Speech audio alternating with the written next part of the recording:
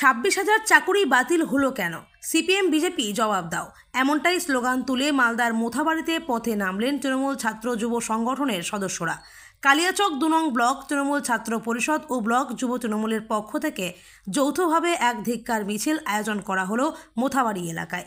মিছিলের নেতৃত্ব দিয়ে 26,000 শিক্ষক শিক্ষিকা ও শিক্ষাকর্মীর চাকুরি বাতিল ইস্যুতে সিপিএম ও বিজেপির বিরুদ্ধে ষড়যন্ত্রের অভিযোগ তুলে সুর চড়ালেন মোথাবাড়ির তৃণমূল বিধায়ক তথা রাজ্যের মন্ত্রী সাবিনা ইয়াসমিন, জেলা যুব তৃণমূল সভাপতি বিশ্বজিৎ মণ্ডল। এছাড়াও উপস্থিত ছিলেন তৃণমূল নেতা টিপু সুলতান সহ অন্যান্য নেতাকর্মীরা।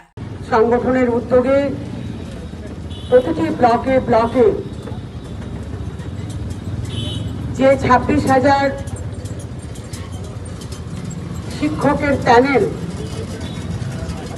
বাতিল করা হয়েছে বিজেপি এবং সিপিএম এর চক্রান্তে, তার প্রতিবাদে আজকে কালিয়াচক 2 ব্লকে ছাত্র যুব রাজপথে উপস্থিত আছে জেলা যুব প্রেসিডেন্ট বিশ্বজিৎ মণ্ডল সহ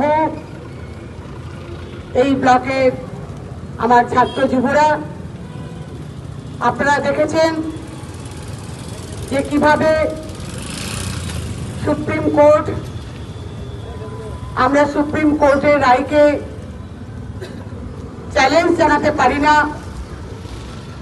বা সুপ্রিম কোর্টের প্রতি আমাদের আস্থা রয়েছে, কিন্তু যেভাবে বিজেপি সরকার আজকে বিচার ব্যবস্থাকে কাঠের পুতুল বানিয়ে নির্দিষ্ট কস্ট ছাড়াই যোগ্য এবং অযোগ্য শিক্ষকদের আলাদা না করে অন্ধের মতো মমতা ব্যানার্জিকে অপদস্থ করতে হবে।